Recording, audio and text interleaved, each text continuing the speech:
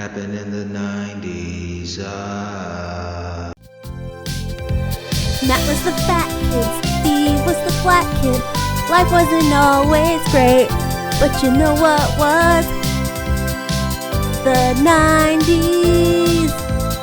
Happened in the 90s. Yeah! You still think you're the greatest cat burglar that ever lived? Hudson Hawk was planning to go straight. I wouldn't even tape a Mets game without the express written consent of Major League Baseball.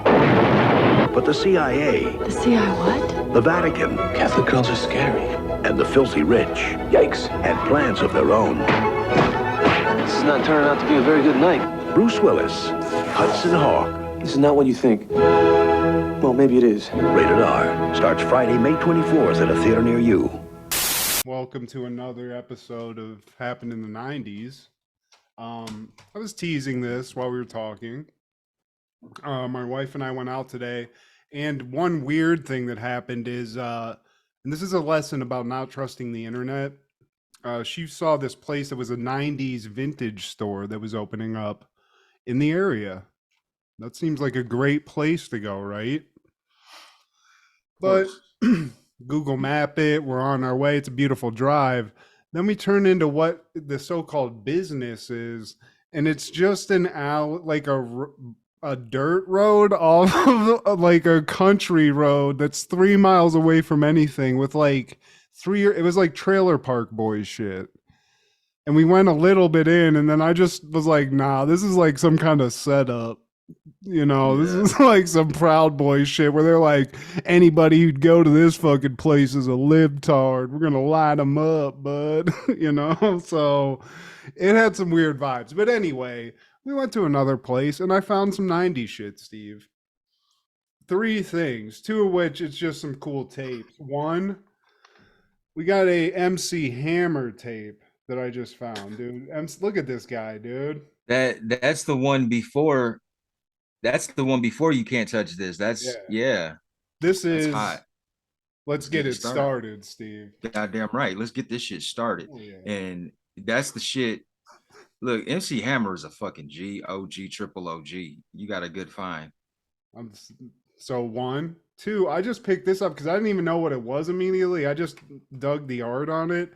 LL Cool J Bad tape. Dude, that's not 90s, but I'll smoke a bag of that. Nah, that's 80s. This is 80s? Okay. Look at what he's wearing. He's 80s I just thought, I don't know. I just saw tape. I thought 90s. I don't know. I needed to think about it real quick, but I still look at the art. That's fucking sick. Yeah. It's fucking him and his fucking in his element, man. Did Cool Cigarettes steal the intertwined O from LL Cool J, or was it vice versa? What came first? Is that? I think that happens on their logo. I don't know. Anywho, so that's the appetizer, Steve. But the real find was this special Michael Bolton fan-created book, The Passion, Secrets, Soul, and Truths. What the fuck? Michael Bolton, Steve. And I'm just going to point out, I went through this a little bit, but this was $1. As it should. It was MSRP 1997 when this came out, $17, Steve. It was written by 4 quote-unquote Michael Bolton super fans. I don't even know if this is authorized or not, but among other things, a super fan of Michael Bolton. Dude, I mean, we were talking about Kenny G, and I just thought this was like parallel to that. I mean, this guy, again, I think this guy was getting laid, and when you hear some of these kudos, I think you're going to agree, because there's a lot of content in this that I'm not going to go through, but right at the beginning, we get words of praise for Michael Bolton from celebrities, including Will Smith. Quincy Jones says, "That's Michael. He sings songs and you can't believe he's hitting those notes. He has a gift." Okay. Or no, I'm sorry. That was Kenny G. I apologize. So Kenny G's given some praise. And then here we go, Steve. You want to hear who else is given some praise? Michael Jordan, NBA champion. I think that Michael Bolton is very similar to me in terms of being very fortunate that we've gotten this far through the success and God-given talent that we both have. So I don't know where they caught this quote, Steve, but Michael Jordan given some high praise. A couple other athletes or people in athletics, Pat Riley and Barry Bonds, Steve. Some fucking winners.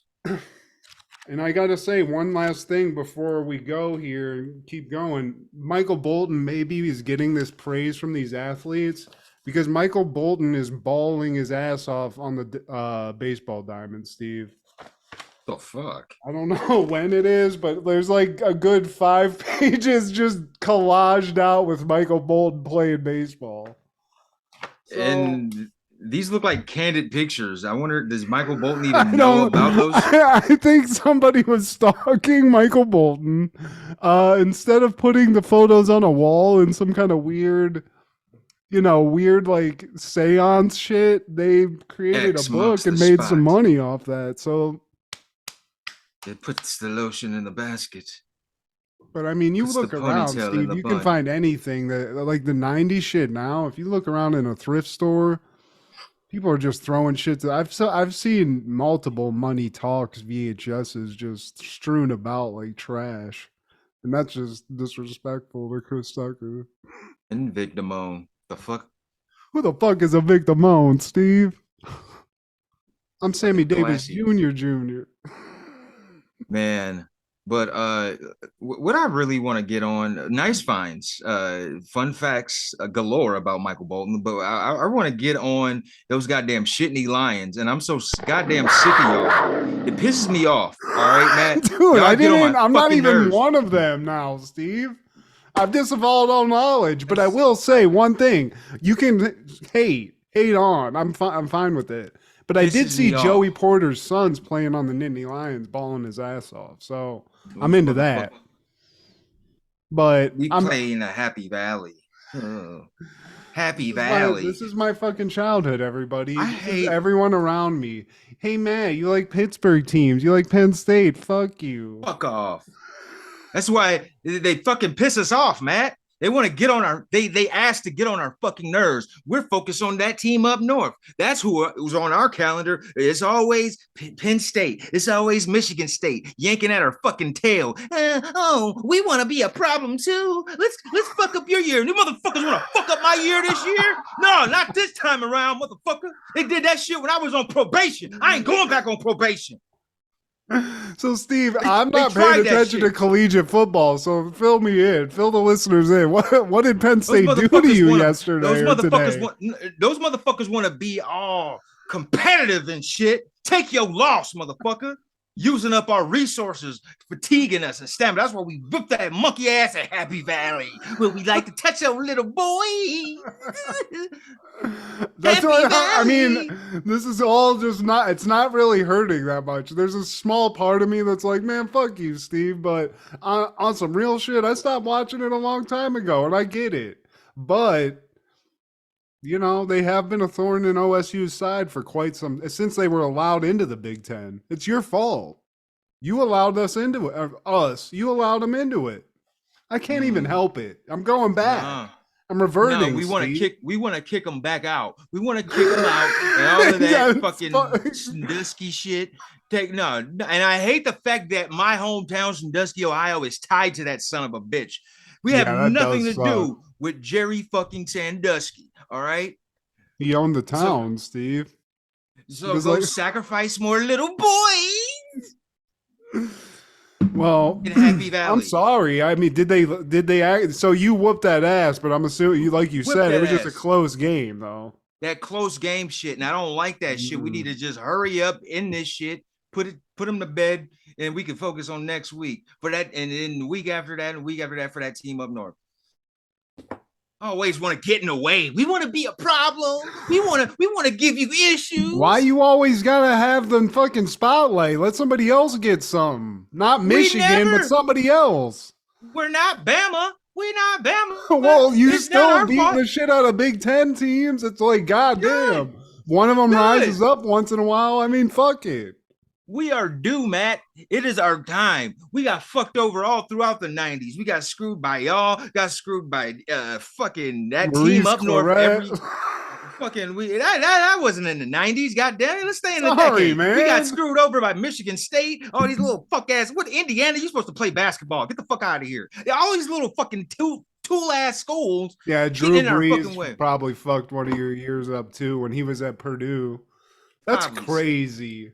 I remember when he was in college and he was beating up my team when I did root for Penn State, and I was like, man, this guy ain't gonna be shit in the pros. And then like fast forward 20 years, and you're like, oh, nice, nice. Little shit stain. Damn, dude. Fucking Gorbachev hate face Steve. motherfucker. I hate you. I hate your guts. Buckeye till I die.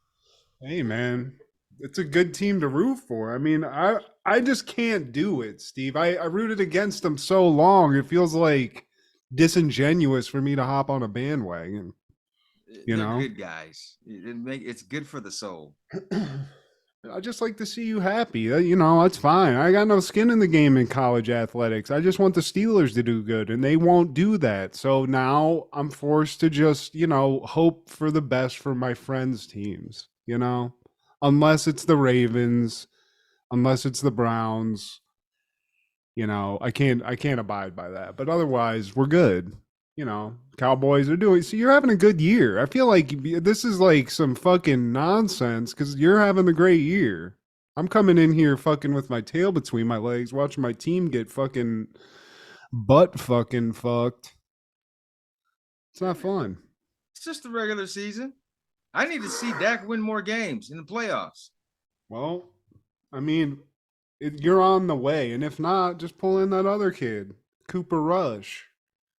Fucking comic book character or whatever. That's a name. That's a manufactured name, Steve. That's a Hollywood name. Place name here. Let's bring it back and put this bitch in reverse. A hero for all ages is coming. So you'll be Robin Hood then? To some, he was an outlaw. To one, he was a lover. My hero. And with a single arrow, he became a legend. If we all stay together, friends, we'll fight and we'll win. Sleeping with the enemy's Patrick Bergen and Dangerous Liaison's Uma Thurman star in the epic adventure of the year. Welcome to hell. Robin Hood, a world premiere next Monday. Hey, boys and girls, this is Steve G and Matt G with Happened in the 90s, a show where we talk about what happened in the 90s. So get out your Reservoir Dog posters and say Candyman thrice, because those who died are justified from wearing a badge and a chosen white. Justified of those who died for wearing a badge and a chosen white. Come on.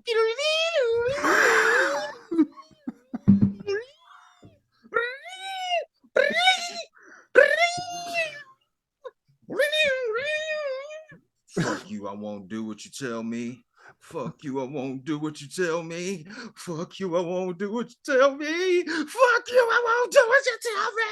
Fuck you, I won't do. Nice. I wasn't prepared for that. You got some like I don't know what that's called. Like ski the acapella scatting, Steve. I wasn't prepared for it. Bobby McFerrin, why you ain't call me? Did I hear somebody say knocking boots? But yeah, man, this is a fun-filled day. A lot of things from TV to film to music to goddamn sports, all in November 3rd in the 90s. Starting off in 1990, Saved by the Bell is airing the season 2, episode 9 Jessie song. Jessie turns to caffeine pills to keep up with her studies and her new singing group, Hot Sunday. This is the one. I mean, what else is there, Steve? In the lore of fucking Saved by the Bell, it's this.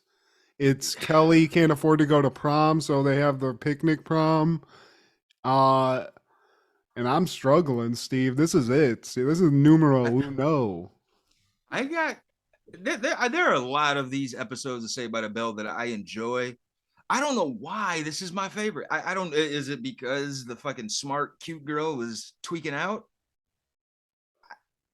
I don't I mean, know. caffeine pills, though, Steve. I mean, Jesse, you're living in SoCal. You're in high school. You're gonna get addicted to something much worse than that in the near future. So, I don't know. My thing about this episode is you get something from everybody. You know, even Screech kills this episode. He does a couple of hilarious things. We get PTO up in this bitch, Steve. This is the shit he was PTO. talking about. This is his farewell as well. About to go fucking fuck a American Glad Gash, dude. Fucking gash. That was the greatest.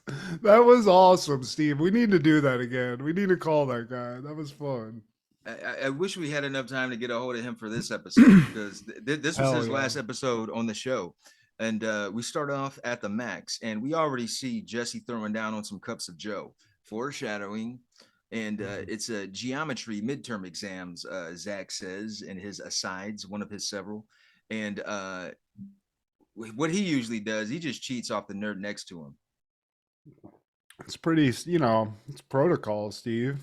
I tried. I mean, how much, that was a stressful time, you know, when you didn't have when you weren't ready, which was every test that I took, and you were like, fuck, who am I near? What can I, you know, what's the possibilities here? Oh man, yeah.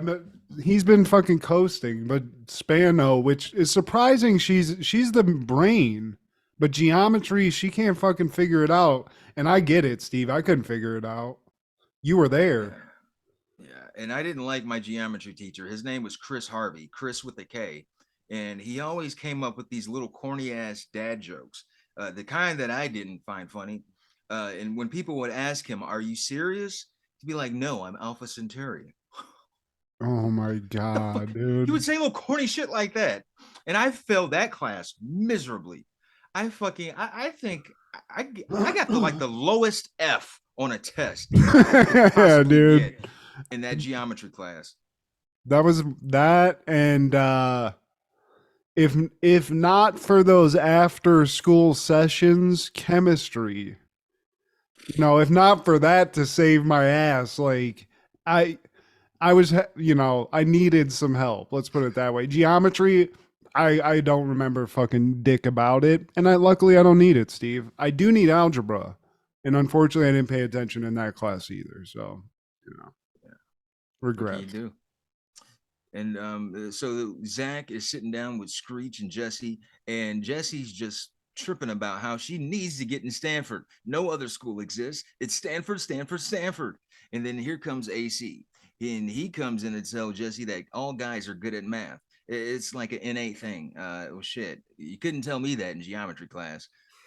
Yeah, I mean, he just basically walks in and is like, "Yeah, if you were a dude, you would get this." Dumb broad. Come on. Stupid toots. Damn, AC. Fuck. Fucking creep. But then fucking Lisa and Kelly walk in and they're looking great. They're excited. And they're trying to cheer Jessie up. And then they fucking just start singing, Steve. And here's one thing. They're cute chicks. You're not going to say anything, but if I'm just eating, I'd be like, come on, guys. I'm trying to have a convo over here. Yeah, you bitches are extra. Belding's probably about having his sad fucking lunch. We see him eating later in the episode by himself. Just like, God, I just want to fucking 30 fucking minutes to myself. Kelly, yeah, they come in there singing, practicing their song routine. And then all of a sudden we find out Zach's dad is friends with the record producer and he's looking for the new chicks that's kind of like New Kids on the Block. And AC says, "Oh yeah, the chicks on the block." And you know, typical Zach. Now, Jessie just said her dreams are to attend Stanford University. And Zach's like, "Oh, bitch, you in a band? Fuck your dreams. I'm no record producer." Yeah, dude. You can sing? Shit. Let me call my guy up real quick. You guys start working out. Get tight. Stanford. Who gives a fuck? Ivy League school. Ivy League this. Yeah, and then we go, you know, he says all this, but it's Zach. He might be bullshit. You don't know. But then fucking Jessie and AC go back to her place to study, and they are actually studying. She's still freaking out, and AC's like, you're fine. You're gonna be fine. And she's like, no, I'm just gotta get in Stanford, which I don't remember this being. I wasn't able to be selective, but like this singular focus on what college you were going into, like, I guess it was a thing. I don't know. I wasn't scholastically inclined, I guess. Well, let's go in reverse, man. And the girls did mention that they like only singing in the locker room, in the girls' locker room. And Zach offered to be their manager. Sorry about And so we're in class now, and PTO, this is his last appearance. And, they're talking about this quiz that's popping up. The midterm isn't until later. In the quiz, Zach gets a B+, and PTO, Mr. Dewey, he says, I don't know if to congratulate you or the person who sat next to you. And Jessie, she gets a C, and as expected, she has a hissy. Now PTO, he's got some American Gladiator tryouts to do. He's ready to go, Steve. And now we're at Jessie's place. AC's helping her study. Zach assigns Screech to invade the girls' locker room. Yeah, and I think in this, when AC's studying with Jessie, he notices that she's got some pills because she's like, "Oh, I'll just take one of these little caffeine pills," and he's like, "These are addictive. This says cocaine on it. What is this?" She's like, "AC, you're crazy. I'm fine," and he leaves. I think they kiss, which, AC's about to get it, so that's cool. And we cut to the school where. I think this where Screech does the Miss Doubtfire shit. Oh yeah, we actually skipped that part. So Zach already assigned Screech to go into the girls' locker room, and he's dressed up as this old like Irish lady. He has an Irish accent, and the girls ask him what her name is, and he says Sinead O'Connor. He is the aunt of the famous Sinead O'Connor. And so while they're singing, he's got some recording device in his mop bucket, I guess. And I think it was actually because he like booms it out, but they get a recording useful enough to possibly get them a deal, Steve. This is some Dirk Diggler shit. Magic is on that tape, Steve. But I love that. I mean, Screech looks like a gypsy Mrs. Doubtfire. It's insane. And they're just like, he's just in the fucking locker room. He could have been like, "Yeah, take your tops off. It's kind of hot in here. Show a little skin." And, after AC leaves Jessie's room, she pops another pill. She kisses him. He leaves. She's like, "Oh, is he going in? All right, let me pop another one of these." I don't know. The party started again. And now we're back at the Max, and Mr. Belding is, like you said, having one of his sad ass lunches. And Jessie is stressing him the fuck out about not being accepted into Stanford. And if she doesn't get an A, she has to get straight A's to get into Stanford. If she doesn't, she's going to go to Surf University, which she daydreams about. And Zach's there. Mr. Dewey's even there. And he asks, "What would you like to learn?" Zach says nothing. All right, that's cool. And then Mr. Belding is apparently the dean of students. Yeah, Surf U. I don't know how many PhDs are coming out of that place, but Jessie's freaking out, and apparently she thinks the answer is popping more and more Dexatrim, Steve. Eventually she's going to hit that wall where it all makes sense, That's going to pop whatever that is. And now I think Zach then comes in and is like, "Hey, guys, we got a deal. That tape you guys made." And they're like, "Tape?" And he's like, yeah, Screech was that chick, which it's like, if you didn't know that, guys, you're already popping some pills that aren't caffeine. You know what I'm saying? What the fuck? Smoking that Cali before it was medicinal. Hell yeah. I hope so. But now they got a deal, Steve. They're hooked up. Yet. Well, they got a competition. It's them, Hot Sunday, against Buns on the Run, Spiked Earlobes, and the Zit Hit Machine. And they kill it. They fucking kill it, Steve. They got some pipes, Steve. I mean, they might be on to something. Fuck fucking college, Jesse. You're just going to be a stripper in a couple years anyway. Cause you ain't seen nothing yet. You got to break a sweat. Rock and roll, you ain't seen nothing. And the video, okay, so they do a song, like an appearance, and they are like, "Hey, this is great, but we need a video." I think is what happened. They have to shoot like a fucking video too. Yeah, and this is what we got. And that video was lit. I ain't even gonna hold you. I ain't even gonna hold you. I mean, and also just like from a producerial standpoint, you got a music video and you also have a banging like aerobics workout video. You just like market it two ways. If it doesn't work out with the singing, fucking do some, Suzanne Summers shit and get this fucking dancer-size shit out. I mean, it's all exercise. It's a lot of exercise. And I mean, dude, fucking Kelly Kapow, Steve. Kapow. Rock and roll, you ain't seen nothing yet. And the recording company, just like Steve and Matt G, love the video. But Jessie can't rehearse. She needs to study. Then they talk her into it and they're like, no, I'll rehearse, then study. And Zach's being like straight up like a pimp because he's like, hey, come on, baby, don't fucking disappoint us. You can't disappoint us. Come on, it's fine. You're good. And AC even points out to Zach, he's like, yo, dude, I think she's taking some pills or something. And Zach's like, nah, man, those are vitamins, dude. Chill. Yeah, dude. Jessie's smart. She wouldn't do drugs. You're tripping. Maybe you're the one on drugs, AC. Don't fucking do push-ups. Yeah, take your fucking misogynist. Like, this dumb broad's fucking eating pills. Yeah. Why don't you go fucking do some two-a-days, you fucking jock?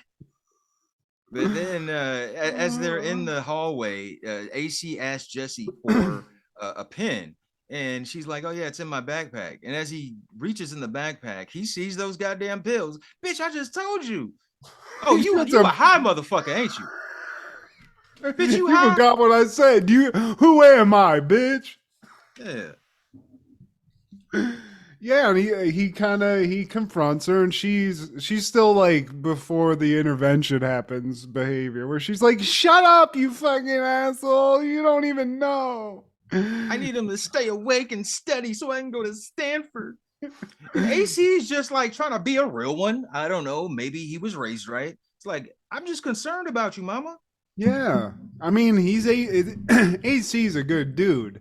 Zach's acting like a straight out pimp, trying to get Hot Sunday out there, He's trying to get the deal. He's the fucking shady promoter that's just like, yeah, it's fine, bitch. That ain't asbestos. You cool. Chill. That's what she needs to get right. You want some more, bitch?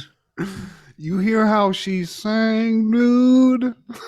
Man, can you move like that? And, Jessie tells him to butt out, mind his own business. Like, bitch, you kind of are my business. If you die, who else am I gonna fuck? But, they go to the max and they do like a little practice run through, I guess. And Jessie is so excited. She is tweaked. She hung out with Ric Flair right before. Hey guys, what if we just fucking flew in this video? And I'm like, what the fuck, Jessie? Even the other girls are like, man, this bitch tripping. What the fuck? I just did a half a line in this bit. What did she do? I'll have one if she's having. And further proof that Zach Morris is trash, after AC warns him that Jessie is using, he totally ignores these signs. It's like, oh no, that's totally how Jessie acts and responds. Like, oh yeah, even though AC told me that she's hopped up on pills, like, oh yeah, she's not tweaking out. Einstein used to take a little bit of taste when he was doing his shit. It keeps him up. It's fine. It's part of the creative process, AC. You wouldn't get that, muscles. Fucking butt out. Fucking go do a fucking bicep curl or some shit. I don't know. Fuck it. Fucking two-winter sport athlete. Who the fuck does that? How do you wrestle and play basketball, huh? Who? Fucking cutting weight, dude. I mean, AC can do it, Steve. He's about to be like a Barry Sanders type of athlete. He's about to. He's like Bowen and Barry and Dion. Jeez.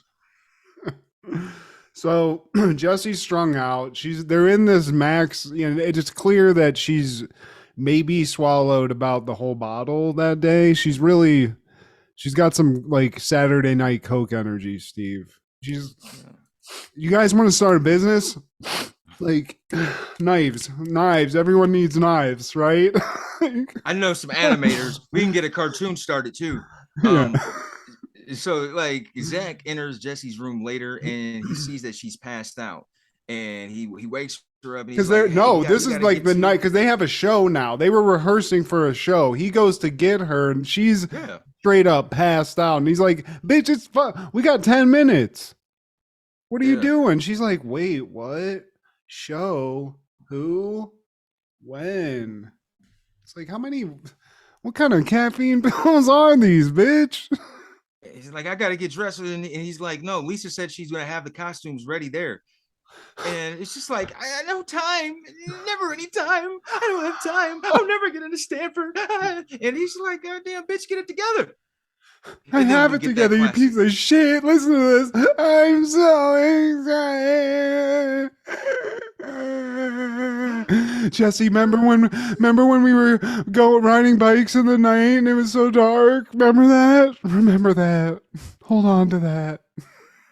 Yeah, and then that's how we end that scene. And then we cut back to the Max, and now Hot Sunday, they're performing, and instead of Jessie, we're going to have Screech performing and lip syncing in her parts instead, as if that song wasn't totally lip synced. Zach admits finally that he should have listened to AC, and instead of saying "I told you so" or whipping his ass, AC, they just have one of those TGIF moments, like, "Oh, it's okay, we're still buds." Cool, preppy. Yeah. Sorry for stringing my. Thanks for admitting it was not cool to string out my fucking chick, but it's whatever. Yeah, I should fuck you. And also, Slater walks up to the record execs and he's like, "Yeah, maybe come back another time because one of the girls was out, she couldn't come, so that freak had to do." And he's like, throws a screech. He's doing you a favor, you fuck. I mean, he's not. AC's got no ties to this. Sunday could have been something, Steve. Yeah, they didn't have no chance, man. I mean, coming to a deja vu stage near you, Steve. I'm all in. Zach was their manager. How far would they have made it? Oh, dude. I mean, he would at least have gotten like one gig where he got paid in blow. But they didn't get anything, but he got like an 8-ball or two. He would have used that money. Appearance. Use that money to invest in Screechios or some fucking block cell phone company. Yeah, sorry, go ahead.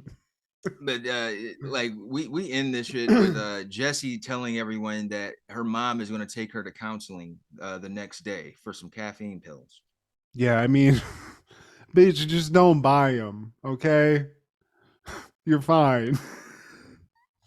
Bitch, you had a 3.8 before that. Yeah. I found this when I Googled Jessie's song, and I don't think this is the Saved by the Bell that I asked for, but it's the Saved by the Bell that I want to see now. Is this a porno? I'm pretty sure. Look at it. I mean, it's pretty ratty. AC hit that tanning booth a little too hard. Well, I'm in, Steve. If we can find a copy of whatever the Saved by the Bung or whatever that is, I don't know. I'm in. I mean, the fucking Lisa Turtle chick's looking a little crusty, but I don't know. Yeah. I mean, shit. Is she it's just her face. That's crusty. I think she was on Middle Women of Atlanta at one point.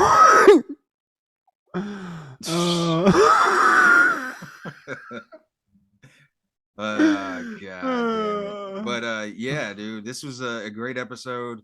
It's timeless, and it's one that you can call out and people immediately know exactly not just what show you're talking about, but what episode. Because I'm so excited. I'm so scared. Yeah, so stay off them caffeine pills, everybody. I'm drinking a good pot and a half of coffee a day, Steve. Do I need to be worried? Am I about to be sucking dick for a Starbucks at some point? Do I need to be worried about this? Quite possibly. Oh shit. Well, I'll work on that. But on that same day in 1990, NBA on NBC premieres on NBC. And just last week, we talked about NBA Inside Stuff. Amon Rashad and Hannah Storm, they were getting us prepared for.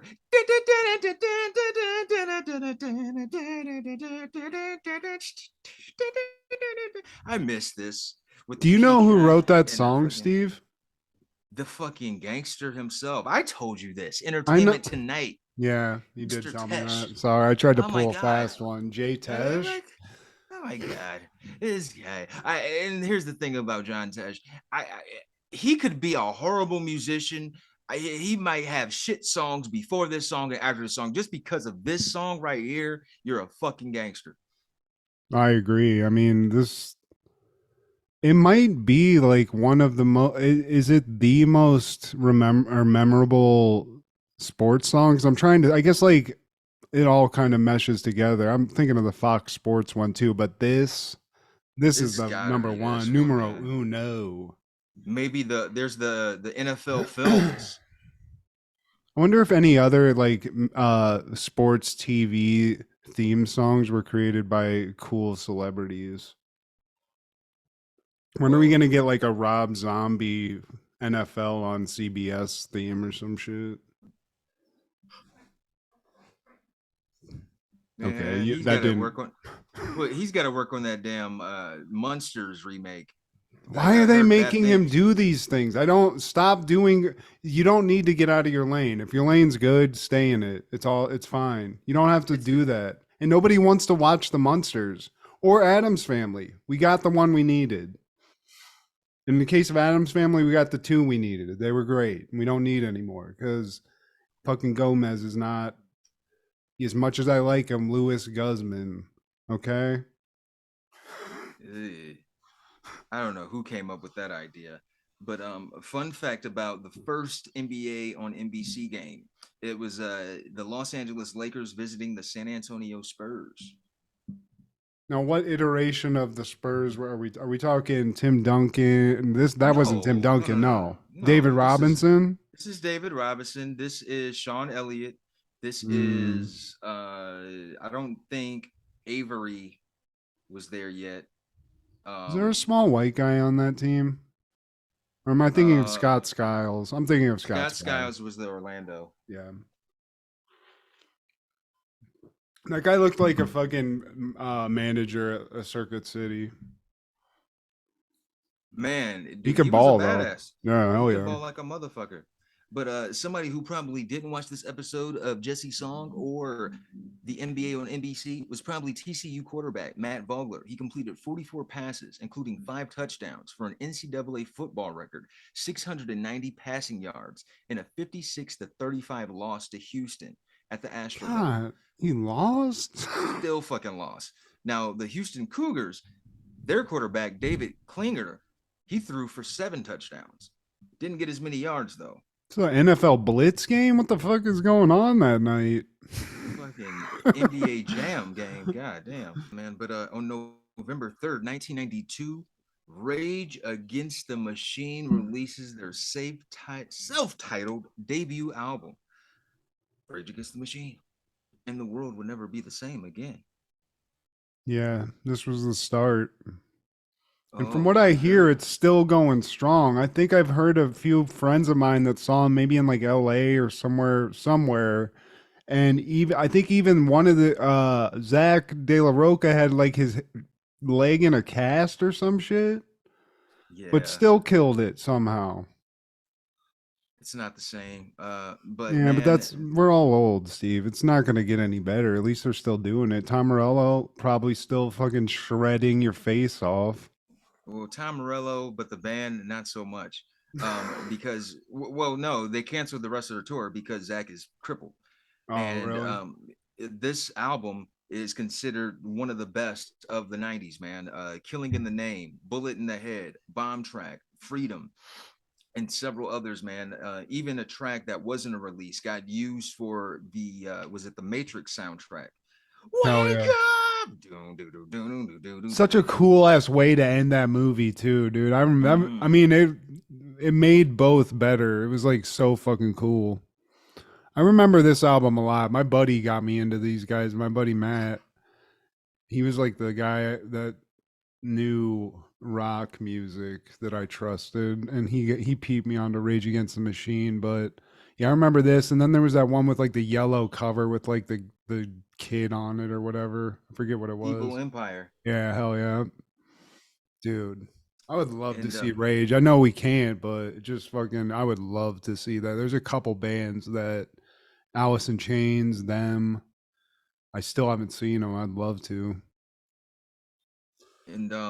like this album got so many great reviews by the critics, as it should, widely accepted. And for promotion, they toured with House of Pain and Cypress Hill, which is fucking even more awesome. Jesus. Hell yeah. God. How much weed was just partaken in, Steve? See, is that a thing anymore? Have you gone to any like big ass shows? Can you just fucking smoke weed in shows? Because, I remember Yeah. going to like the Toledo Storm Arena. You could just fucking, it's a free for all in that place. I mean, it's a concert. Like, there's shitloads of people. Like, if you're being like secretive about it, you can get away with it. But yeah, man, they really pride themselves on not using synthesizers. They always have that in the liner notes, and this was the beginning of all of their sound, man. Like Tom Morello, this wasn't heard before, where somebody was using the guitar as a DJ and scratching and making these weird sounds, and it just you would think it was a synthesizer. That's why I clarify that in the notes, man. Um, and it's on several lists of greatest albums, greatest heavy metal or metal albums, rock albums, 500 greatest albums, albums you must hear before you die. And they're my favorite band of all time. I've been waiting for this moment to cover Rage Against the Machine. Here we are with their debut album. Very political, as you all know. And this was 1992, November 3rd, man. Rage Against the Machine was essential. The world needed it. I mean, I don't even like. Did anybody not like it? I think there was like a universally loved band. I don't know anybody. At least I'm sure there was haters, but I'm just saying I don't remember anybody being like, nah. Just fucking. It was just banging, dude. And you still like. Have you ever heard anybody do anything like that, like Tom Morello does? I haven't. There's some people who try to mimic it, but like not like him, not like Yeah. him. That new metal style, like Wes Borland and the Corn guys, they would make different sounds and shit with their guitars. But man, True. it ain't touching Tom, man. Hell yeah. Well, I mean, I can't say anything. I love them, but maybe not as much as you, but hell yeah, dude. I'm just glad that, they're still out there. They're all good and fucking making money and nothing like there's nobody touch it. They're like literally in the top 5 of rock bands, in my opinion. I know there's people that would argue that, but they have to be. In their own lane. But it pisses me off, man, that they're not inducted into the Rock and Roll Hall of Fame. What the fuck was that? And they are about, I think, 3 years eligible. This might be their 3rd or 4th year of eligibility. Still, other people are surpassing them. And I don't know what the full criteria is, but they fucking belong. That's if they care. I I can't imagine they would give a fuck, especially about something like that, where it's just like, this is a stupid fucking, this is a building. Who gives a fuck? We know. But everybody knows. Yeah. The fan, like this fan, like I just feel like, hey man, if you guys are gonna do this thing, this official thing, and make it honorable, hey, if that's what this is for, rock and roll and all of that, these guys belong. They've earned their spot sevenfold. I mean, who, like, I'm trying to think of like who would be a contemporary that could like who's in there that is in their sort of class already. You said they're 3 years eligible. There's got to be somebody in there like what, like Offspring or some shit. No, I believe Pearl Jam might have been inducted. Or Okay. Nirvana for sure got inducted. Well, if And Pearl it's like, Jam's in there, you Rage his please. Even you can even like kick the Pearl Jam exhibit out and just put theirs in. Maybe kick a couple others out. That's crazy though. If they are like the actual, if it's honorable, might be political, Steve. I mean, maybe the guys fucking are just some like fuck these guys.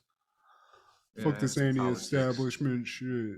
Fuck that. But on that same day, 1992, Positive K releases The Skills That Pay the Bills. And the only reason I'm mentioning that is because it's the song with I Got a Man. What your man got to do with me? I got a man. I'm not trying to hear that, see?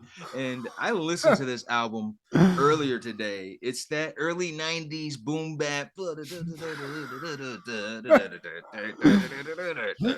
And I Got a Man is like almost at the end of the album. And it's like, come on, Positive K. You know what we came for. The people who did come for this shit, you know what they came for. Give them the goods now. Get it. Go ahead, get it out the way. Anybody Like a supermarket, dude. They put all the shit you're gonna get in the back, so you gotta get to it, you know? So he's like, you're gonna listen to some tracks before you get to the one you want. You're gonna hear the genius of Positive K, Steve. Well, luckily singles existed then, and you can just buy the tape. Like this is I just want to go straight to the gut. Let's buy this one, and I'll just play that bitch over and over in my tape deck. But it's like the music that was at the back of a movie. You know, it would like end, and then Positive K would come on. You know, it's a quintessential '90s song. And that's I had to mention that because you did hear that in movies. You might have heard it in a commercial or two. I don't know. Okay. All right. Positive K. Maybe. What's up? Shout out Positive K. Let's be positive. Hope you're getting those residuals, Jack. But also in 92, I Will Always Love You, the Dolly Parton cover. The single released by Whitney Houston was released. And it would go on to be Billboard Song of the Year. Whitney killing it. Look at Whitney, dude. Whitney was sexy as fuck. Very high. Man, Jessie, very high, very high. Jessie, Spano, and Whitney Houston. What a party! That'd be fun. Somebody who probably didn't listen to Rage Against the Machine, Positive K, or Whitney Houston's cover song, probably Democratic Arkansas Governor Bill Clinton, because he defeated Republican President George H.W. Bush and independent candidate Ross Perot in the 1992 United States presidential election. Can I finish? Can I finish? Can I finish? Can I finish? Steve, I can't remember how Bill Clinton sounded. I can't remember. Yeah. I did not nail. On that player shit, don't listen to them ghosts behind me. Listen to me. I smoked pot, but I didn't inhale. I fucked the bitch, but I didn't come inside of her. You know what? Somebody give me a swish of sweet. I'm gonna show you some. that was the most bizarre part of it. I mean, shout out Bill Clinton. You were crooked as fuck. You did some evil shit, but I mean, the shit now it seems tame what Bill Clinton was up to, Steve. Yeah, no, dude. I know what you're saying, but like, no, he's still a bag of garbage. BFI certified. Put a stamp on him. But he did, that cigar trick, Steve. Putting stogies and pussies. What the fuck? Well, how do you get there? Like, yeah, this is never gonna get out. Nobody's gonna remember this. Yeah, you're what the fuck? Yeah. Here's a Cuban. I like to roll it up myself. I've been looking for a homely-looking bitch to try to do some freak shit with. You can roll my blunts with your pussy lips. Yeah, man. And the motherfucker played that saxophone. He won that election, and we thought we were saved. Enjoyed him some McDonald's, Phil Hartman. He had some moments. So he came on a dress or two. Come on. Yeah, fuck him. 1993, The Nanny premieres on CBS. Mr. Sheffield. This was excruciating to watch when we did watch it, Steve. I don't get how it lasted so long. It lasted forever and a fucking day. It started in 93. I believe it ended in like 98, 99. It made it all the way throughout the rest of the decade, I want to say. I mean, it's friend, come polish my riches. pewter. I love you, Fran. And she was fired from her job and dumped by her boyfriend. A cosmetic saleswoman becomes the nanny to three children of a rich English widower. As time passes, the two fall for each other. And I will say one of the things that could have possibly dragged it on was Fran Drescher being so fucking hot. That doesn't hurt. Yeah, she was fine as shit though. And I don't remember this other like business Murphy Brown looking chick, but she's also pretty fine as well. She was the competition. She wanted the guy that Fran ended up getting. Okay. Yeah, no, it's all coming back to me. But again, it lasted. It was a thing. Fran Drescher, a huge celebrity for a while. But maybe turn the volume down a little bit. But, FYI. Somebody else who probably didn't watch The Nanny when it debuted on CBS was Greg Maddux. He became the first pitcher since Sandy Koufax to win the National League Cy Young Award in successful MLB seasons, and the first in successive seasons with different teams, the Cubs in 92 and the Braves in 93. I know you don't like the them madman, dude. These guys. I mean, it's crazy. The Braves just had this fucking bullpen full of just assassins, dude. Smoltz looking like a child molester, Maddox, possible January 6th rioter. It was just happening. But they were that team, man, of the 90s. Like, I would say early 90s, and then towards the end, the Yankees kind of took over, like, oh, yeah, we'll take the baton from here. I seriously think it was because of them beating the Pirates over and over again in, like, the NL championship games that I was just like, fuck this. And then Barry Bonds left, and I was like, oh, okay. Well, I'm just done now. I'm good. Yeah. Fuck it. Pirates ain't been the same since. Mm-mm. But in 1994, the first PlayStation console is released by Sony Interactive Entertainment in Japan. And damn, remember this? Remember this, Matt? Battle Arena Toshinden, Steve? Remember that game, Steve? It's like the first 3D fight. Oh, my God. It was insane. I never had this. I always had a buddy like in my subdivision that had it. Or I don't even know if you remember this, but sometimes Flex on like a weekend, my mom, if I was good, would go to Video Connection. You could rent a system, Steve. Yep, I remember that. So I would do that, rent the PlayStation, and I remember specifically that Battle Arena Toshinden, and then when it came out, me and my buddy got into Metal Gear Solid, like that first one that came out, and that shit was fun as fuck. But I always had N64. That was my shit. So I had both, but I got this first. It fucking started fucking up, man. I don't know, like. Hell yeah. Sony hadn't figured it out yet, and I still like found ways to try to make it work. Then eventually I got the N64, but I remember playing Game Day on the original PlayStation, man.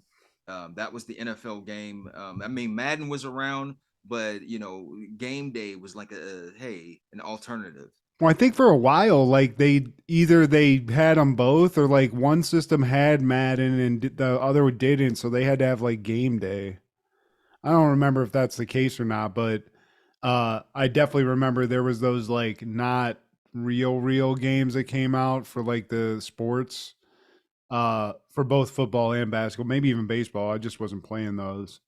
But yeah, like Game Day, dude. The graphics now are like insane. It's hilarious to look at them. It's crazy. So polygonal. And I'm thinking, oh, this is cutting edge. Look, that's really Jerome Bettis. Look, dude, when Super fucking Nintendo came out, I was fucking gushing in my pants. I was like, this 3D basically. Look at this. This is realistic, and it's Super Mario Brothers, like Super Mario World. It's like, okay, kid. Barry Sanders, man, they made those thick thighs just for Barry Sanders. But in 1995, Mr. Show, we finally get to talk about some Bob Odenkirk and David Cross. They're airing their debut episode, The Cry of a Hungry Baby. Bob Odenkirk and David Cross lead an ensemble cast that performs an anything goes montage, off the beat, off kilter sketch, brimming with edge and energy. This is a show I came into late and have gotten addicted to over and over again. I'll finish it stop watching it, and then like do like we did, watch one episode and be hooked again. I'm definitely gonna keep rewatching this. But one thing about this episode, first of all, we both love this show. We both love Bob Odenkirk and David Cross. This show is also filled with like side cast, like Tom Kenny's in this, and he's the voice of SpongeBob. Yeah. God, Paul I mean, F. Tompkins. yeah, okay. Tenacious D came from this. Yeah. I can't remember. Mary Lynn Rice Cub, the girl that's always like, it's time for here's Bob and David. Like at the beginning, she's like been in shit. She's really funny. Gail the Snail. Hell yeah, exactly. And the thing about this show that always gets me, and I think this is what a lot of people love about it, is how it just keeps going. They'll like put a bit into another bit, like there's a seamless transition, or it's a hilarious transition, and it's genius, dude. It's hilarious. And I would say it's never been done before, but the state, they kind of touched on that back in when they started, I want to say 92, 93. Kids in the Hall kind of did that too, a little bit. Kids in the Hall, they do. Not as consistent as Mr. Show. Mr. Show, it's pretty much every episode, every bit. And then like in the end, like they'll have like a wraparound, which even in this episode, like we start off with a PSA for National Enteritis, the National Enteritis Foundation with Ronnie Dobbs, and he's telling us about how enteritis kills, and all of a sudden he got it. He don't know where it came from, but at the same time, his dying wishes, if you're going to be in a crowd, wear condoms on your ears, because he finds it funny. And Ronnie Dobbs, Steve, this whole episode he's a big character in it. And I don't know if you remember this movie, because they made a full feature-length movie about this character called Run Ronnie Run, that is essentially this whole sketch fleshed out into a movie, and it's fucking hilarious. But yeah, so we see that, and then it actually goes into the actual opening, which they open their show like on a stage live, and they like sort of do almost like a Chappelle show thing a little bit. Yeah. And in this one, they're trying to like, it's just their first episode, so they're like, we're just two guys. This is a show about two guys nobody knows, so we're just gonna kind of show you what we got. And they start they're like, what are we gonna do? What's the show gonna be about? And first David's like, you know what, I'm going to do a little bit of Hitler Sings or some shit, where he sings like an opera with Hitler as the main character. Yeah. And Bob says David Cross, he was kept back a couple grades, and he confuses Adolf Hitler with Anne Frank. And then Bob Odenkirk, he goes off and does something. And David Cross tells us that Bob thinks there's only 5 states. Oh, that's what it was. He's like, I can name all the states in 18 seconds. And then he's like, all right, and go. And he's just like, Carolina, Chim Cham. And he gets them all. And Dave is like, well, Bob thinks that there's only 5 states, and he thinks one of them is Chim Cham. So now clearly they don't have any good ideas. So they go to the crowd, Steve, and in the crowd, Bob and David are also playing. So like two like assholes that are just heckling. Audience. Yeah. And they go back and forth a little bit, and then I think it's Bob Odenkirk's character's like, have you guys ever just thought about doing written material? Tested material? Like, maybe that would work better than this. And they're like, get this guy the fuck out of here. And they kick him and David Cross out. Which again, this is the wackiness of the show. They'll go from themselves to themselves, and then it'll lead into some like pre-taped shit that's just like a sketch. And they get kicked out, and the guy that David Cross is playing, his name is Gary, and he's like, see you later, sack of shit, fuck you, asshole. And it's hilarious how he's just unnecessarily cussing in this character. And Bob is just like, oh, he's changed. He used to be a nice guy. And then David Cross, he ends up leaving Bob, and he's like, oh, look at those leaves. They changed. Look at that caterpillar. It's changed. Now it's going to be a butterfly, the traffic light. And then he gets hit by a truck. And then that leads us into another skit. We get a beep on or a honk on the basically like when Bob gets hit by the truck, it's like a honk that leads into like a doorbell ringing, and a couple is visited by Father Jim, and played by Bob Odenkirk, and he's a reverend. And then later, Gary, the same guy from the previous skit, he enters the house with his friend, and his friend is like, dude, I don't know, Gary, he tagged along, I didn't want to bring him. He's like, look, guys, I'm sorry. He just followed me. I couldn't do anything. And Gary's basically, and I think the name of the skit is Asshole at the Party, Steve. And that's what he is. He's constantly interrupting a story. Like the priest is trying to have give out like some kind of like Christian joke, and they're laughing at his dad jokes and shit. And then Gary's like, hey man, I'll beat you up for a cigarette. I bet you lame ass motherfuckers a cigarette. I could eat every last butt in this ashtray. And so he goes ahead and eats every butt in the ashtray. And so his friend gives him a cigarette. He's like, dumbass, I don't even smoke. Just being an ass. I feel like this has happened at a Fremont party. Oh, this is Fremont behavior. But he takes the ashtray when he says that and smashes it. And the guy's like, first of all, it was hilarious because he's like, he does it for the cigarette. And the guy's like, you could have just asked me for one, dude.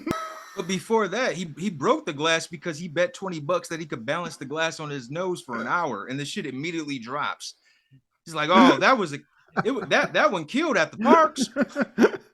And the Bob Odenkirk's priest is trying his best to like smooth it over. He's like, oh, it's fine. This is fine. And finally, David Cross, he takes his own bet, starts eating broken glass, blood starts coming out of his mouth. He fucking hammers it down. He's like, how dare! You're my slave. And they're like, shut up, Gary, you fucking idiot. But the priest is like, nope. You abided by the first agreement, and now we have to abide by this other agreement with the slave thing. So I'm going to be a slave. And he starts doing things that Gary wants him to do, Steve. He gets him a beer, and then Gary's like, hey, take that banana and stick it up your butt crack. And so Father Jim, man of his word, fucking does that, and he starts dancing around, and he says like he's the seed of the devil. No, he says, say you were born out of Satan's ass. And he's like, I was born out of Satan's ass. And he's just it's like frat bro fucking hazing shit. And they leave him hanging. Everybody there at the party, they just leave him and they watch him on like candid camera. And so they go into the next room and they're watching the tape, and they're like, hold up, you guys want to watch a tape of 2 murders, faces of people crying, defective cribs, faces of confused elderly, or convenience store security camera fire? And I guess they picked the latter, because we go to a convenience store and Bob Odenkirk comes in and he wants change for $1. That's all he wants. And David Cross plays the clerk, and he just stares at him. It doesn't say shit. I've run into guys like this. This happens, Steve. You go in the wrong place. It's like, can you hear me?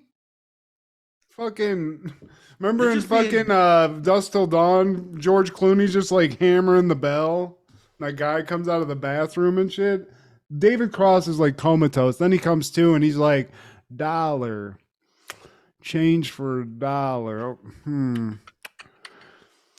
Yeah, let me put in a figure on a fake calculator. Hold on, I gotta go talk to my boss. And he goes to leave, goes one way, stops, comes back, and Bob Odenkirk's like, hey, you said you were gonna go talk to your boss. He's like, I went the wrong way. And then he just slowly walks the other way. Which then we cut into like a closet, a fridge, I don't know. And the office is, he goes to talk to his boss, who is Bob Odenkirk. This is all very confusing to talk about. And he's like, hey man, some guy wants $1 worth of change. And the guy's like, $1 worth of change. I got to call my boss. So he gets on the phone and he calls his boss, who's Bob Odenkirk. On the golf course, no less. Yeah. and he'll have to call the big guy, who's the president of the United States. He's like, because this Bob Odenkirk on the golf course, he's like, damn it, it's too late to fly back. So he calls president of the United States, and after a lot of thinking and all that shit, and cursing, like, no. The president's very fucking. He's got a bad mouth. He's like, you fucking bitch, you goddamn asshole. And he's like, the pres says no, Steve. He says, nah, that dollar, stay. They go back down the food chain all the way down to the clerk, who tells Bob no. And so Bob just leaves. And as he leaves, he runs into Ronnie Dobbs, and they have a little interaction. But I am out of quarters, man. Yeah, we meet Ronnie Dobbs again, who is just like, he's basically the magic redneck that you see on Cops. He's the most entertaining suspect on Cops. And he passes Bob Odenkirk, who has a beard, and his name's Terry. Mm-hmm. And Terry is a guy who knows, he's like, let me tell you about the first time I met Ronnie Dobbs. I was a cameraman on a show and it's like Cops. I think it's called Fuzz or some shit. Fuzz, yeah. Fuzz in Las Vegas. And we cut to Ronnie Dobbs and his partner, I guess, who's played by the Gail the Snail actress. And they're having some domestic dispute. And they go through like a medley of times when Ronnie gets arrested. He gets arrested in St. Louis, and he's covered in cocaine. And he's arrested in Boise, Idaho. And then did you catch Toledo, Ohio? They arrested him there. They arrested him in Park City, Utah, Genoa, Alaska, Billings, Montana, Woodburn, Oregon, Honolulu, Hawaii, and Paris, France. And Ronnie's like, speak English, motherfucker. Then they sent him to outer space to get arrested. He's a cultural phenomenon to the point where Conan O'Brien even knows about him. He's a celebrity, Steve, and he gets so big, you can't even arrest the guy. He's too famous. And then it gets too crazy, Steve, and Terry's like, and that's when it all went to shit. And at some point, Ronnie dies, Steve. Yeah. Did you miss the Jenny McCarthy? He cleaned it up because Terry comes to his mansion, right? And he's like, look, Ronnie, what's going on?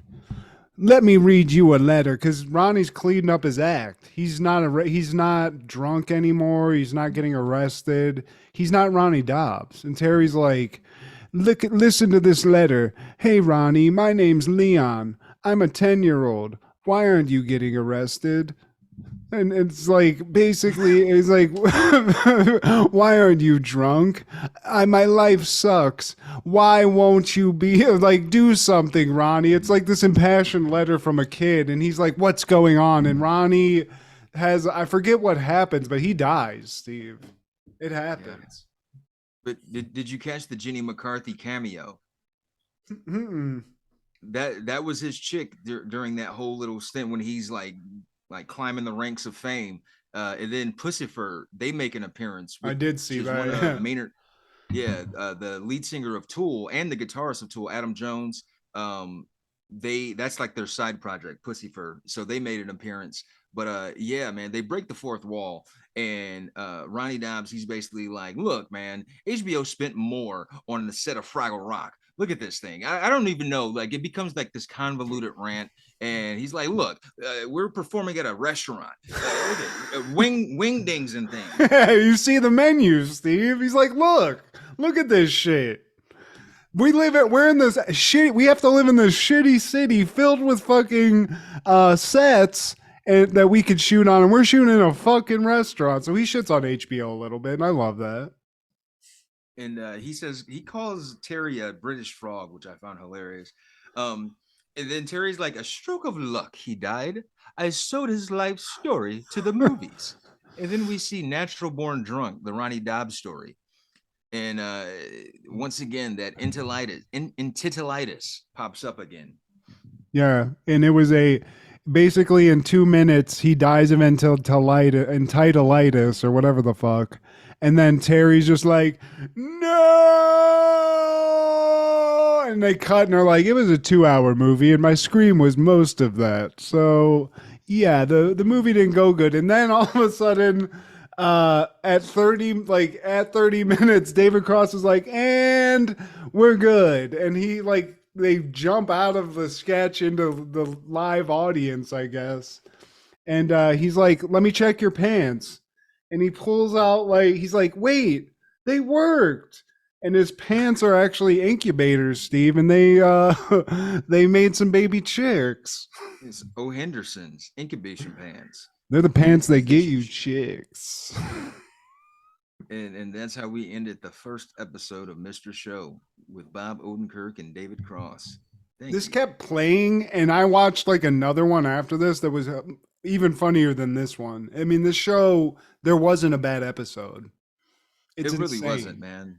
And maybe it's because that we didn't have access to HBO or just too young at the time. We were 12, I believe. Yeah, 12 when this came out. So I don't know if we were ready for Mr. Show at the time.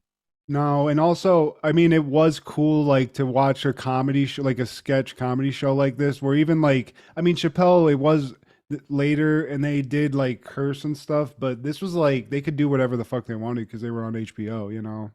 So. Yeah. Way raw. And on that same day in 95, Fair Game premiered in theaters. Max Kirkpatrick is a cop who protects Kate McQueen, a civil law attorney from a renegade KGB team out to Terminator, directed by Andrew Sipes, starring William Baldwin, Cindy Crawford, Stephen Burkoff, and Christopher McDonald. Shooter, if you're nasty. Okay. How am I supposed to putt? I do remember this because you do? Cindy, yeah, because Cindy was looking fucking hot as fuck. This is one of the few Cindy Crawford joints, Steve. Yeah, she wasn't in a lot, man. But she was just a hottie, you know. She was. This fucking screenshot though, like it's like convincing, nah. And they just stole a fucking shot from Desperado. That's when they fucking jump off the bus and the shit explodes. It got, as you would imagine, shitty reviews. You got like a 4 point something on IMDb, and Los Angeles Times called it the lamest model turn actress movie since Lauren Hutton co-starred with Evel Knievel in the misbegotten Viva Knievel. Damn, I've never seen Viva Knievel, but it sounds like a shit show. Yeah, that don't sound good. But this, you know, they gave every Baldwin a shot that they could. And Cindy was just she was a 90s hottie. Shout out to she tried to make it work. She didn't show titty in this because I was like, did she? Maybe that was like the pull to get you to see it.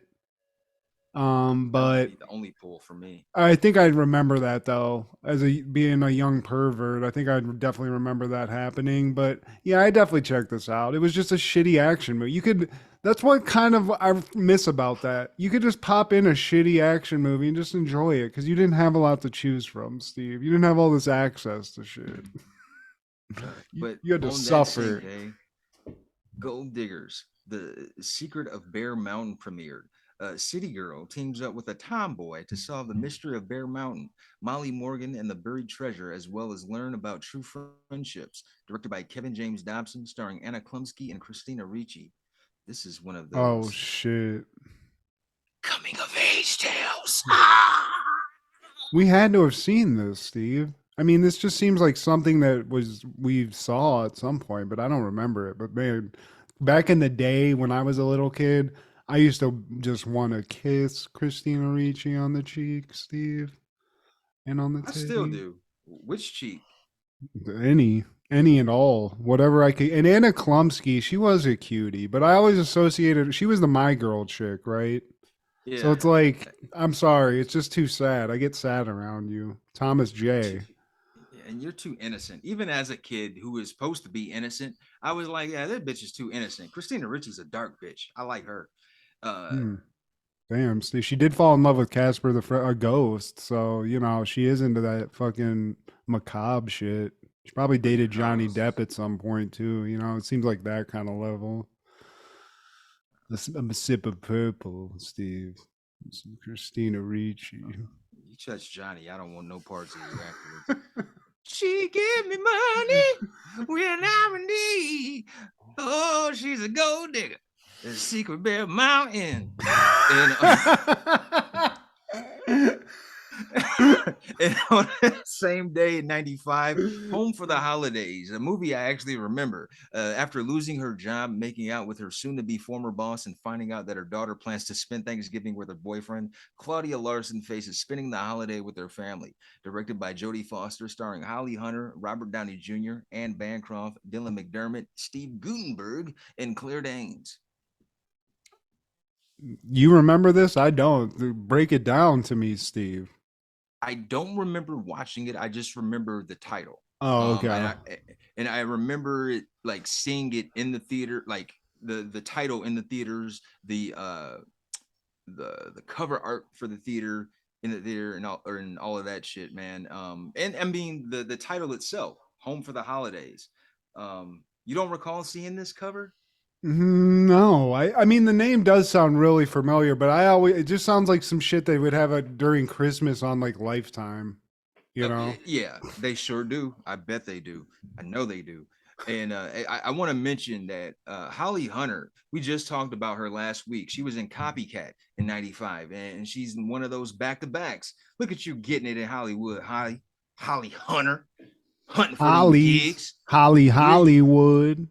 Yeah, you back in Hollywood on the holidays, Home for the Holidays. The following week, you was just copycatting in October 27th. Here you are, Home for the Holidays, November 3rd. Look at you, girl. You go. Having a holly jolly Christmas, bitch.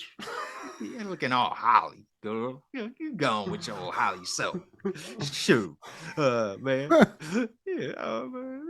But also in 1995, with a 105-91 victory over Charlotte at the United Center, the Chicago Bulls win their first of an NBA record 72 games in one season, and their first of an NBA record 37 home games won at the start of a season.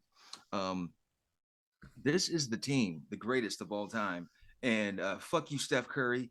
Fuck you, Draymond. Fuck all you motherfuckers. This is the best team right here. You don't get no better than that. He represents awesome. Look at all the fucking Hornets guys. They're just watching. They're like, oh, this is awesome. He probably like manipulated in the air by like the third move. That's like his third move mid-air at this point. It's crazy I mean, this happens for a lot of guys, but just to watch a guy who can make decisions while he's in the air. Like if I jump, I don't have any time to make any more than one decision, Steve. The decision you made on the ground. The decision's been made already, Steve. I'm in the air trying to execute at that point. Somebody just foul me, goddammit. If I don't get fouled, I'm probably not gonna make this shit. I know exactly what you mean. But goddamn it, this team right here, man, from beginning to end, even look at Stevie Kerr on the end, and sit next to Ron Harper, who by all accounts, man, he was slated to be MJ like before he had injuries early in his career. Who's that? But he stuck. Yeah. Sorry, go ahead, Ron Harper. My bad. I got caught up for a second. My bad. I didn't mean to interrupt. No, but he stuck around long enough to be a part of this team, and he played on those Lakers teams with Kobe and Shaq. Yeah, hell yeah. Also, we got to give a shout out to, I think, is that Luke Longley over there, that thick gentleman right there? The big Australian down under. Damn, dude. Is Tony Kukoc in there and I'm not seeing him? He's sitting right next to Luke Longley, Matt. Oh, is that him? That is him. For some reason, I thought he was uglier than that. My bad. Yeah, Tony Kukoc? Nah, man. He's a handsome guy. He's just Croatian. That's all. Can't help that. He's fucking from the Siberia. That's it. Yeah, Bosnia Herzegovina. But somebody who probably didn't watch any of that shit in 1995 is probably hot ass Kendall Jenner, American television personality and model. And I don't give a fuck what people say about those Kardashians. I want to eat it. Ass, titties. I want to smell it. I want to taste it. Yeah, motherfucker, I eat everything. I eat the pussy. I eat the butt. I eat every motherfucking thing. Yeah. If there's one, I feel like maybe that's the least dangerous one, Steve. Shit, all them hoes dangerous. You can't go for the queen. No, yeah, I mean, she's hot. I don't know. I'm not into it. There's some evil there that just scares me, but she is fucking fine as shit, dude. If you're willing to go in, I mean, go for it. Go into the fucking snake den. Very evil, but man, my penis is hard. Indiana Jones your fucking dick into it and get out. That bitch is so. I want the mom. I want to fuck the mom. I don't care. I mean, if it's good enough Ain't for OJ, you know, Call me crazy. call me crazy, call me pervert. You know, Yeah, I that's agree. I mean, permanent of anyone that's like a stern, short-haired white woman, I mean, that's the one to go for. Maybe back in the day, the chick from Rocky IV that fucked fucking Flava Flav. Bridget Nelson. Yeah, back in the day, Bridget Nelson, not 90s. Oh yeah. I mean, even then, you know, if she came up to you, you couldn't. She could just dominate you physically. So, You want to arm wrestle, bitch? I'm arm wrestling for some pussy. if you win, I'll fuck you. Damn, that's a hell of a way to get into some sex, Steve. Fucking arm wrestling a bitch. Man, Over the top too. For that Bridget ass. Nelson. But in 1996, the Los Angeles Lakers superstar Kobe Bryant becomes the then youngest player to make his NBA debut at 18 years, 2 months, and 11 days in a 91-85 win over the Minnesota Timberwolves at the Great Western Forum. R.I.P. to the Mamba. Hell yeah. One of the greatest, man. Yeah, dude. And I don't know if that record's been broken, if anyone younger's hit the court. But on that same day in 96, San Francisco 49er receiver Jerry Rice grabs 3 passes for 45 yards and a touchdown to become the first player in NFL history to reach 1,000 career receptions in a 24-17 win over the New Orleans Saints. Who dat? He finishes his career with 1,549. Yeah, because he played on the fucking Raiders for a while, didn't he? Played on the Raiders for a while, and I feel like he played for another team after that. Was he with the Broncos? He went to the Broncos. Oh no, maybe, but I mean, this dude could still. What's crazy is this dude could still fucking like probably outrun a lot of young dudes. Definitely our asses, but athletes. This dude is still fucking doing it. His workout regimen is legendary, man. And like this is one of the few positions in NFL where I think it's unanimous. Like, who's the GOAT of wide receivers? Oh, that doesn't take much to think. Especially people our age. You could go back a little bit, maybe say a couple of dudes, but dude, I mean, Jerry, this motherfucker you couldn't stop him at all. Even when he got older, everyone's like, he's going to retire. He's slowing down. It's like, no, he ain't doing shit. He's going to fucking ball you up. And Brad, he was cocky too. That's what he knew he was good. I think it was ESPN, but they were talking about his workout regimen, and I think he took like a rookie or somebody that maybe it was when he was on the Raiders, and he took some like young dude to do his workout, and the dude was like gassed. He's like, "This is impossible. This guy's a psycho." You have to be the best of all time. You have to be possessed to the point where like you live, breathe, eat this every day. And I'm sure that man did that because he's been the GOAT for a long time. And you'll be hard pressed to find somebody take that crown. You know, it's debatable who's two. People talk about Moss and Owens. You could probably throw some other people in there, but it's a long time ago, but I know he's a Steeler, but dude, Lynn Swann and John Stallworth were beasts, dude. There's a lot of guys like that were really good. They were really good, but they didn't have numbers like Jerry. Yeah, and Moss, dude. For me, like, because we watched him play is probably him. Just because that guy is like, even again, when he was old, when he went to like New England and shit, and that year they almost went undefeated. It was just like, Jesus, dude, this is unfair. They went on a tear. It wasn't, and that's why I'm glad they lost. But in 1997, Rajon Rondo debuts on Franklin the Turtle debuts on CBS. And like, hey, it can't be just me. It can't be just me because this has been a thing. I've been saying this before it became a thing, and I can just easily Google Franklin and Rajon Rondo, and even Rajon Rondo he's aware of it because he appeared on Jimmy Kimmel's Mean Celebrity Tweets, and one of the tweets was, "Is it just me, or does Rajon Rondo look like Franklin the Turtle?" Yes, you fucking do, Rajon Rondo. Yes, you do. I mean, I gotta say, I wasn't aware of this, but it does. It's uncanny, Steve.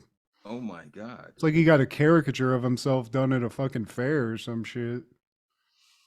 Been saying it for years, but Somebody who probably didn't watch Franklin when it debuted on CBS was Boston Red Sox shortstop Nomar Garciaparra. He becomes the sixth player to be the unanimous choice for American League Rookie of the Year. Leads the AL in hits, triples, multi-hit games, and also sets an AL rookie record with 30-game hitting streak. Noma.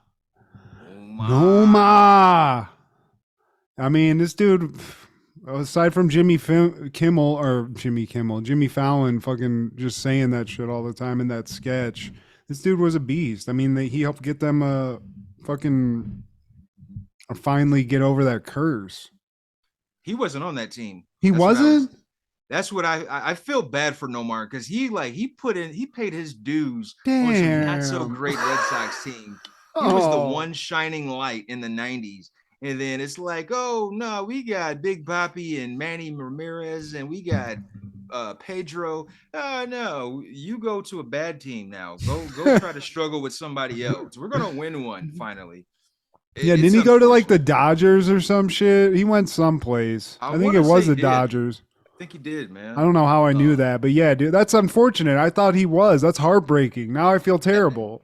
I do too. At first I did. I was like, oh, dude, of course they kept Nomar around. Nope. Yeah, he's like the fucking mascot for the team. They got you on SNL, you fucks. At the time, yeah, when they were irrelevant again. That's hilarious. Not hilarious. I'm sorry, Nomar. I'm sure you're fucking sitting around getting your dick sucked someplace. Enjoy it. But in 1998, Juvenile releases 400 Degrees, and god damn it, it should have been called 1200 Degrees, because this is the album of Juvenile's career that, sorry, Juvie, you made some good ones since, but you can't surpass this one. This is the one. Dick, plumber chick, and a hummer chick. Beat the dick like drummer chick. Drummer chick. See that? You can't. That's a fact. I know a fucking hooded rat. That's a fact. He said, "Dick, I'm it, girl. But it, girl, I'm a brother. The brother. The hit a girl.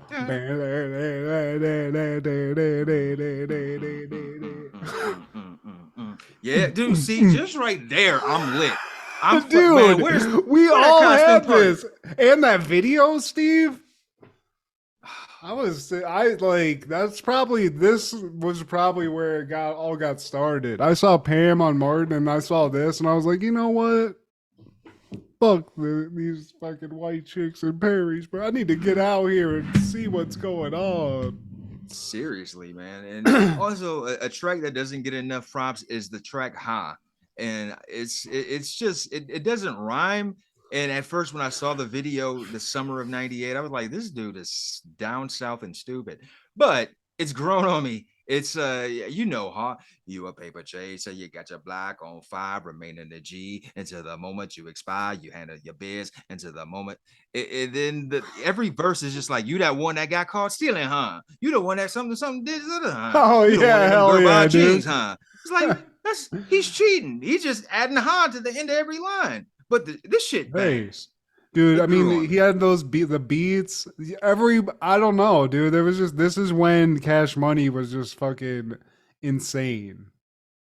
Yeah. And this got on MTV. I don't know what happened where it was just like, finally they were like, yeah, we're just going to have these twerk videos on here. But that shit, it was everywhere. It was on TRL probably. Mm-hmm. Oh, definitely. Juvenile's still probably out there. I know I heard him on some shit recently. I think it was just like this guy named Problem or somebody. It was just but I was like, damn, Juvenile was out here in like 2012 just fucking killing it. So this was you could say a diplomatic album between the North and the South, because on the Ha remix, Jay-Z has a guest verse. And from the different Southerners that I speak with down here about Jay-Z, some of them are like, you know what? We didn't really listen to Jay-Z until he did this Ha remix with Juvenile. Wow. I was like, well, shit, I'm from the Midwest where like I've been listening to Jay-Z since Reasonable Doubt, since day one. Which, yeah, I mean, I find that interesting, man. So like, you know, that in an unintentional way, Juvenile kind of like brought the South to Jay-Z or vice versa. But this right here is considered one of the greatest rap albums of the 90s, one of the greatest rap albums of all time, one of the greatest albums in general of the 90s, man.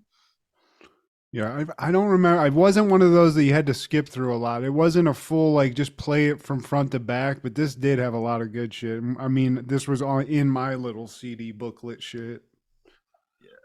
I had that Chrysler Concorde just banging this in the fucking 90s, Steve. That's you in that Concorde, huh? But somebody who probably didn't listen to Juvenile 400 Degrees when it came out in 1998, November 3rd, was probably the American author and illustrator who co-created Batman, Bob Kane. Bob Kane, he died, huh? Bob Kane, he was born in 1915 and he made it all the way to 98.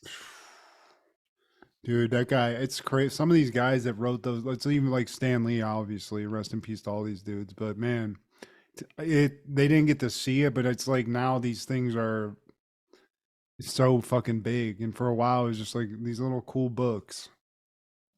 Damn, that's a cool picture though. That must be a wild. You drew some shit, it became a comic book, and then you're sitting next to Michael Keaton in the suit. Yeah. It's like, what the fuck? Holy shit. You came out of my head.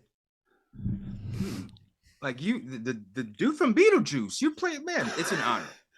Like, no, dude, it's an honor to meet you. You created me. Like, well, let's just call it a double honor, goddammit. The man lived to be 83, and 83, that was the year Legends were made. Hallelujah, hallelujah. We're going to see the king. But I wonder how he feels about these several dozen remakes. I like to think he'd be like, man, stop. Just stop. Put this shit on ice. I just feel like there's gonna be some point where it's like it's oversaturation. Like they haven't reached it yet because it is what it is. But I don't know. There's only so many origin stories of any character I can. In Batman, I've had my fill, and now I don't know, man. The last one, I felt like it was fine. It was alright. It was fine. It was fine, but they stole the plot from 7. But like, yeah, dude, I get it. I wonder if this guy was just like, fuck yeah, it's cool. Hey, put a fucking nipple suit on him. I don't give a fuck. How many millions? Fuck it. Put a cod piece on him. Shit. Have him fucking boy one to, That's the next one. But yeah, man. Shout out to Bob Kane, man. You're a legend. Thank you for giving us this character who I still don't think can beat Captain Planet's ass, but that's just me. What do I know? Any Make the difference, callbacks? Steve. Oh yeah, and maybe that should be a versus of us signing off. Captain Planet, he's here to save the planet and whoop some ass if he got to. But any callbacks? Cum shots, discoloration of the stool. Well, in a discoloration of the stool, Steve, I'll just come back to my Michael Bolton book one last time. And this has a section, it's alphabetical, and it's just A to Z, pick a letter, and there's going to be something associated with that letter that's a Michael Bolton fun fact. So just go ahead, Steve, pick a letter. G. I love that. Right off the bat, Steve, Marvin Gaye. One of Michael's earliest musical influences. Michael sang Marvin's hit What's Going On at the City Kids All-Star celebration in New York City on October 13th, 1995. I bet he killed that bitch too. I could so see him killing that motherfucking song. I ain't even I'm not even joking, bro. Because the motherfucker got pipes. He's probably like the chick that saw this that night, Steve, she's moistening. It was one of these broads. He fucked these chicks so good with his fucking music. They wrote a goddamn book about him. I bet he only fucked half of them. The other ones were just so like in awe. It's Michael Bolton. No, he never fucked me yet. He just kept them bitches on hold. He left them on red. I bet he had that like Cinemax sex with a bitch where there was like wind flowing through his hair and shit. And he's like, yeah, I'm gonna come. Brother. Tell me what's going on. Oh shit! But what about you, Steve? Aside from any Michael Bolton fun facts, any discharges, any Fun little trips to the hospital. Who knows? What's up? Man, not yet. But 1991, in Living Color, they do this Jackson's Bunch, which is a parody of the Brady Bunch in the Jackson family. And whenever they do a Joe Jackson parody, oh my God, I'm all ears and eyes. And then in that same episode, there's an Arsenio Hall bit, same deal. I gotta watch when they do the Arsenio bits, man. Fucking got fucking a 1 mile foot long finger, dude. Uh, Nosferatu. and they do a Sam Kinison, a Samantha Kinison, played by what's the girl's name? Oh, the token white chick. She plays Samantha Kinison, and it's the Kinisons at home. And there's a guest star, Sam Kinison. He Oh, actually hell is yeah. in on it. Fuck yeah. Yeah, hell yeah, man. And then in '95, in '94, Martin's episode, Mama's Baby, Martin's Maybe. It's the one with Shody Doo-Wop and the little kid who claims he's Martin's long lost son because he didn't want to go to Arizona. And he takes him to the barbershop and they gave him a nickname, Shody Doo-Wop. I like this barbershop. Man, come on, man. You just got here talking about you love the barbershop. It's just like, I don't know. It's the same kid who played Moesha's little brother, Miles. And, shit. I do remember that. Okay, yeah, I remember that one. They had the same ears. So it resonated with me. I was like, man, I could have been Martin's fake kid in that episode, man. Mama signed me up to do some acting. That's hilarious. But yeah, please like, share, subscribe, and comment. Ask us